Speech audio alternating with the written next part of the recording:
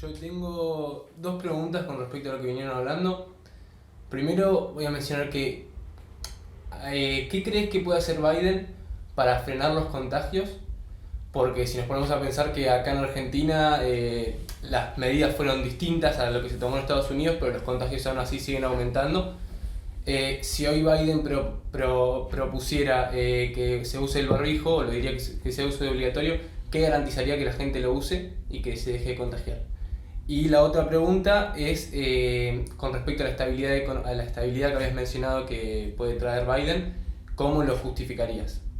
Bien, en cuanto al uso de barbijo y eso, básicamente creo que desde un principio Fauci, que es el responsable del organismo estatal que viene, digamos, liderando la mirada científica en torno a la crisis sanitaria en Estados Unidos, fue ridiculizado, humillado a través de tweets y declaraciones muy confusas por parte de Trump.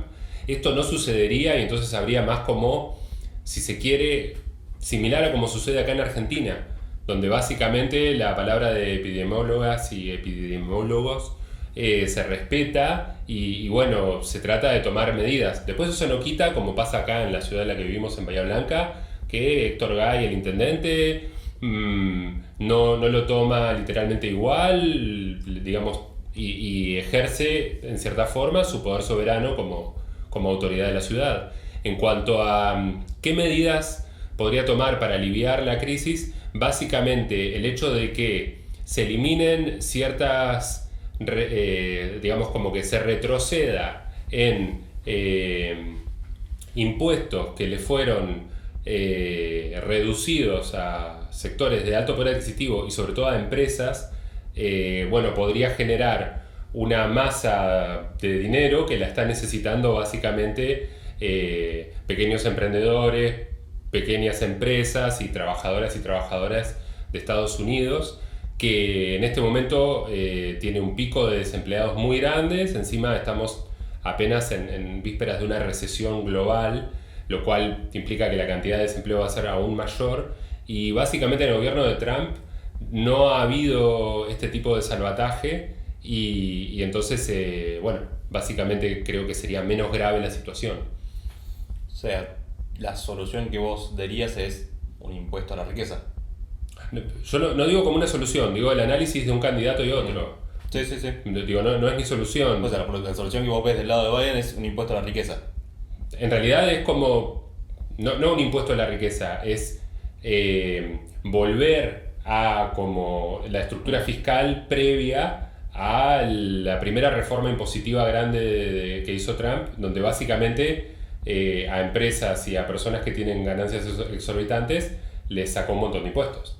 Sí, bueno, pero gracias a la reforma impositiva de Trump, Estados Unidos tocó un suelo del desempleo de menos del 3%. Yo creo que menor que desde la época de Reagan. O sea, nunca se tuvo un desempleo más bajo. Yo creo que la bonanza económica de Estados Unidos hay que medirla en largo plazo, porque si no es muy ilusoria. Digo, tuvimos una crisis enorme en 2008 que justamente tenía que ver con una gran época de bonanza económica y además creo que, no sería mi caso, pero cualquier afiliado del Partido Demócrata te podría decir que eso tiene que ver con un legado de Obama y no con un mérito de Trump.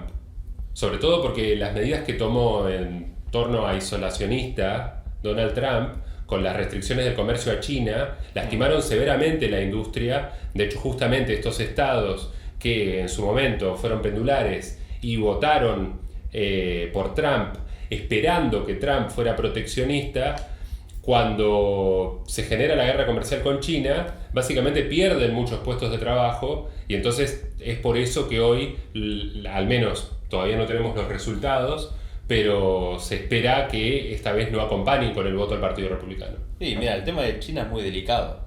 O sea, primero que nada empezó de parte de China. Los chinos empezaron poniendo retenciones, impuestos y... no me sé la palabra, pero bueno, a las importaciones estadounidenses. Después Estados Unidos, para equiparar eso, le puso más impuestos a las importaciones del lado de China en Estados Unidos.